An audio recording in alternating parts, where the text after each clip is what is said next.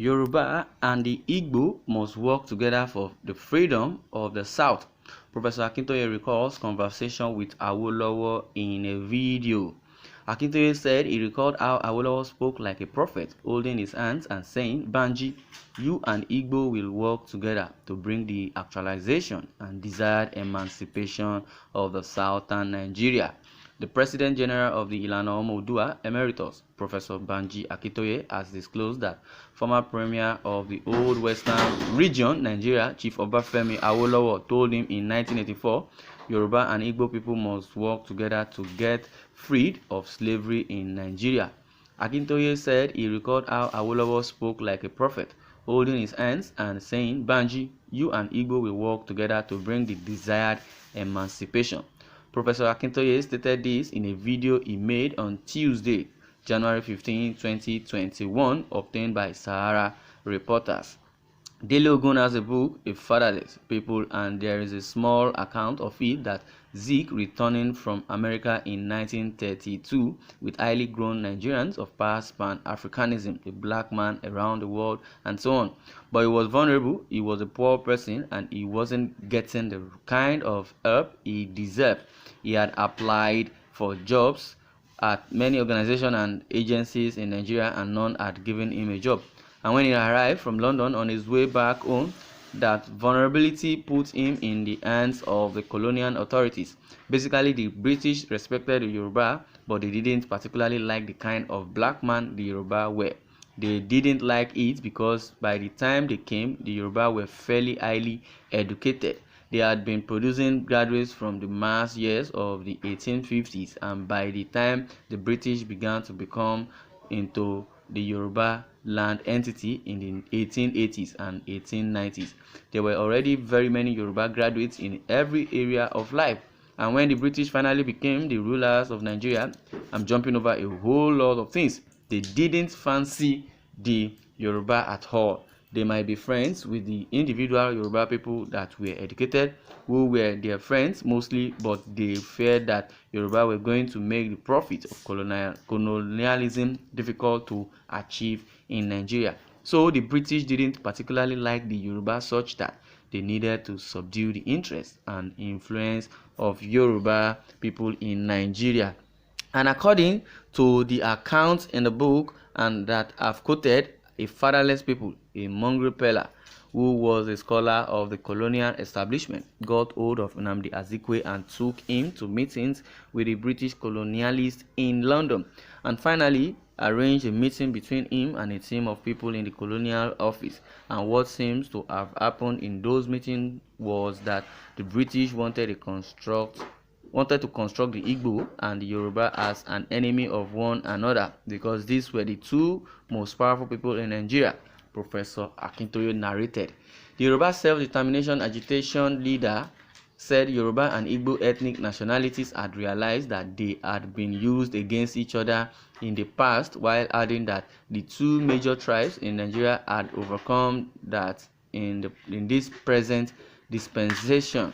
He further said that the former Prime Minister of Nigeria, Sir Abubakar Tafawa Balewa, after 11 days of Nigeria's independence, had said that the North should not allow the South to control Nigeria, saying that Southern Nigeria should be treated as a conquered territory. Also, Professor Akintoye disclosed that the British colonialists had known that there will be an end to their colonial benefits the day Yoruba and Igbo joined forces.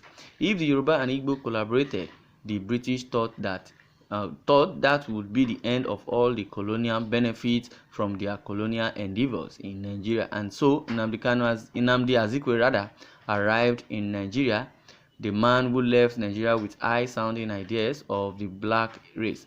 The black man and Pan-Africanism arrived in Nigeria with not so much of those ideas anymore.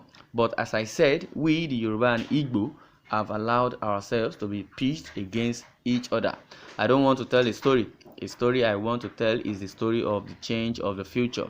We are now at a point in the history of Yoruba and Igbo nations where a substantial people of Igbo and Yoruba now recognize the following things that we Yoruba and Igbo have allowed ourselves to be used against each other have now ended up nothing better than slavery in Nigeria.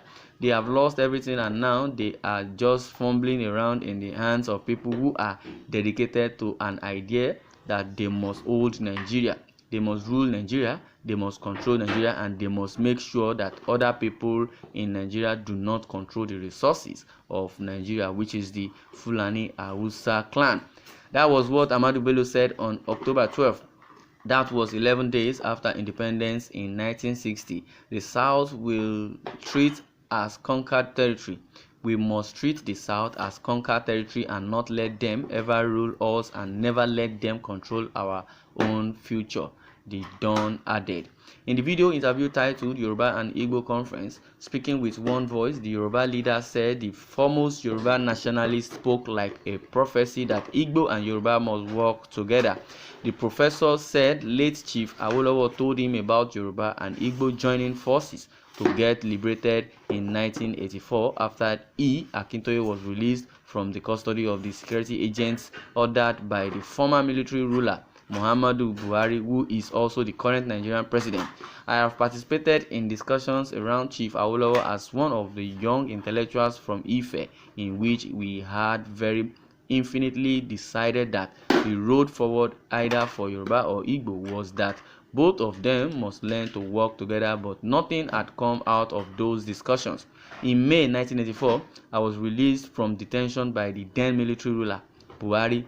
Chief Awolowo and I spent a whole day together, and I want everybody to listen to this.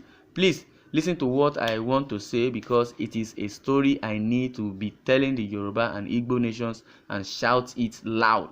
We spent the whole day talking about Nigeria, and it was time for us to go to dinner at about 4:35. And as we stood and went towards the dining table, Chief Awolowo stopped me and held my hand and said, "Banji, there is something more I should not forget to tell you." So I stopped and looked at him, and he said, "Banji, we Yoruba must find a way to work with Igbo." I say you and Igbo will work together. It is not a question of must now. He was now talking as if he was prophesying. He had started by saying you and Igbo must work together. Then he upgraded his talk to something like a prophecy that you and Igbo will work together.